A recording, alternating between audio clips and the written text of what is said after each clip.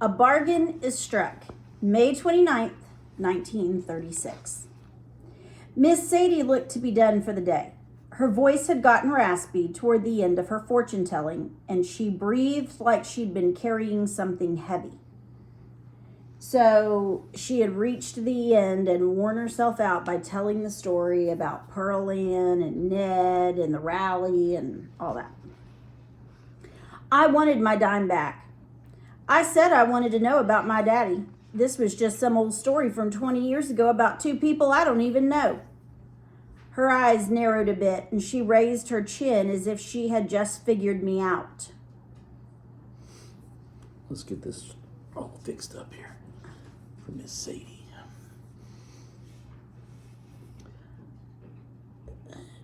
You show me a letter. I tell you what letter shows me. She wagged a finger. Next time you should be more specific about what it is you are seeking. I didn't plan on being there next time. So she'd told me a story about Ned and Jinx.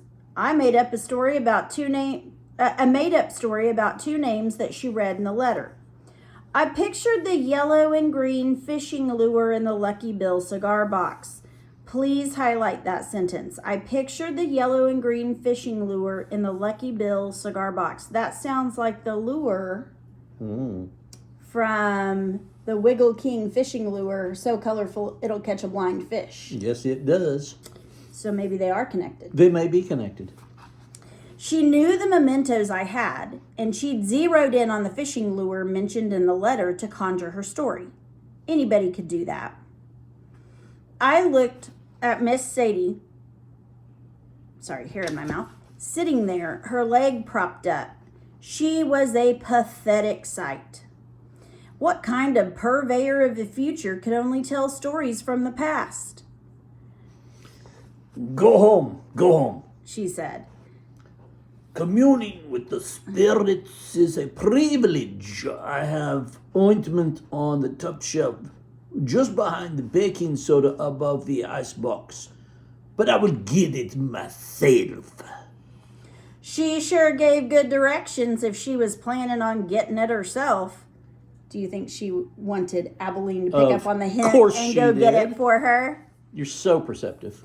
I'll get it, I said with no small amount of reluctance, long as you don't charge me another dime for the privilege.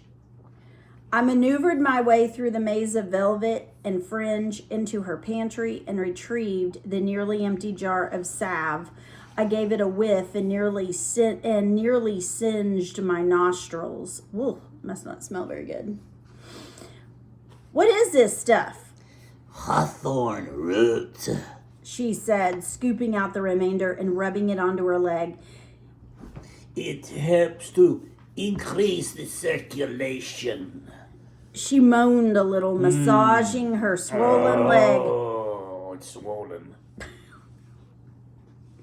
It was then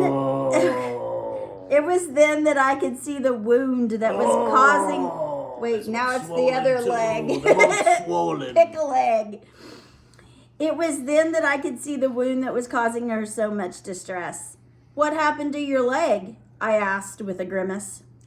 I catch it on the barbed wire. Barbed wire. It is slow to heal.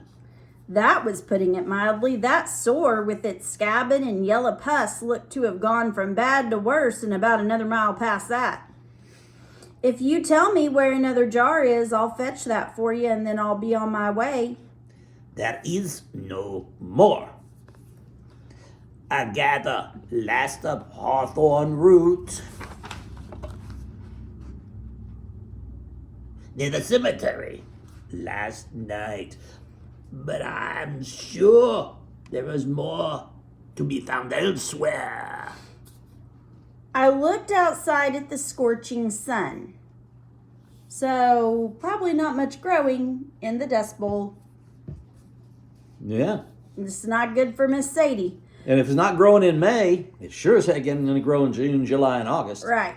Maybe you haven't been outside lately, but there's not much growing around here. There's not enough water to fill a thimble. There is water. It remains deep and hidden and cool, but there is always water. How do you know? Because I know what my father knew, and his father before him. It is what diviners know, diviners. Your people are all fortune tellers? I hope they were better at it than she was, but I didn't say so. No, we are a family of diviners. We see and understand things most people overlook. We read the signs of the land. You mean like those hill people who walk around with the jiggly stick thinking they can find underground wells? She made a guttural scoffing sound. Pah! What does someone need with a stick?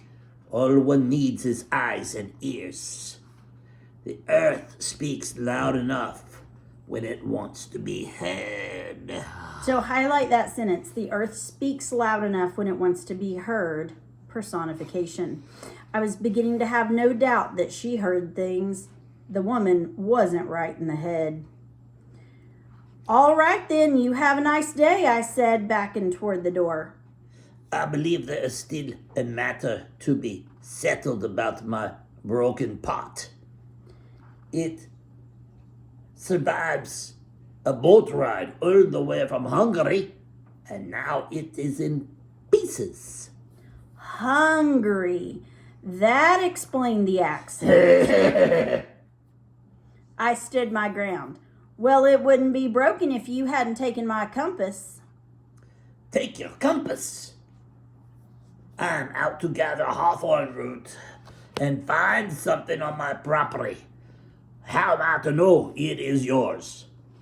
She had a point, I thought as she winced, rubbing her leg. A thorn. I was surprised she could make it to the cemetery and back, but figured that was why her leg had swelled up so bad today. I'd offer to pay for the pot, but I don't have that kind of money. Yes, it is worth much more than the coin you have remaining in your pocket.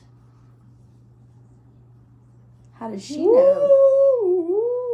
How does she know she has another She's a coin? diviner. She a never diviner. showed it to her, so highlight that. Yes, it is worth much more than the coin you have remaining in your pocket. So this is giving us a hint that maybe she knows a little more than she's letting on. The hair on the back of my neck prickled. I didn't believe in fortune tellers, but how had she pulled that one off? So, Miss Sadie said, knitting her fingers together. it appears you have something I want, and I have something you want. She said her W's like V's. You want, I want. You have something I want, and I have something you want. Interesting how it sounds like that. You have my compass, but what could I have that you want? Want. 2 good legs. She said, punctuating each word. I wasn't sure where this was going, but I knew I wasn't going to like it. You will come here to do a few odd jobs. Any job for her would be odd, I thought. But she had me over a barrel. I did break something of hers and I wanted my compass back. So highlight, she had me over a barrel. So that's a saying that means I didn't have a choice. She had me, today we say, between a rock and a hard place. You couldn't fight about it. She was right. You had to do it. Yeah, there was no choice. For how long, I asked. You will know when you have finished. She handed back the letter I'd given her, and suddenly I found myself heading toward the front door. I stopped short. There, just inside, was my compass, hanging on a single nail, daring me to take it. I gave it a strong look, but knew I'd broken her pot and needed to make restitution. I marched down her rickety steps, a bead of sweat already trickling its way down my back. Curiosity had set in. I ran back to Shady's place, clomped up the wooden steps to my room, and reached under the floorboard for the Lucky Bill cigar box. For the Lucky Bill cigar box. Dumping the contents onto the bed, I found the fishing lure. Now, I hadn't paid much attention to it.